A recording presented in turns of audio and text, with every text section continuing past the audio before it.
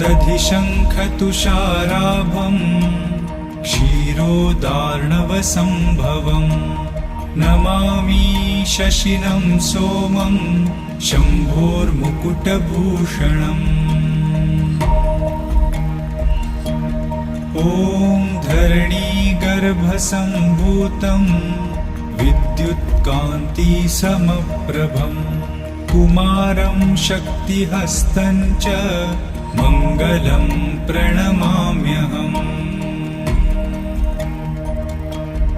ॐ प्रियङ्गुकलिकाश्यामं रूपेणा प्रतिमं बुधम् सौम्यं सौम्यगुणोपेतं तं बुधं प्रणमाम्यहम्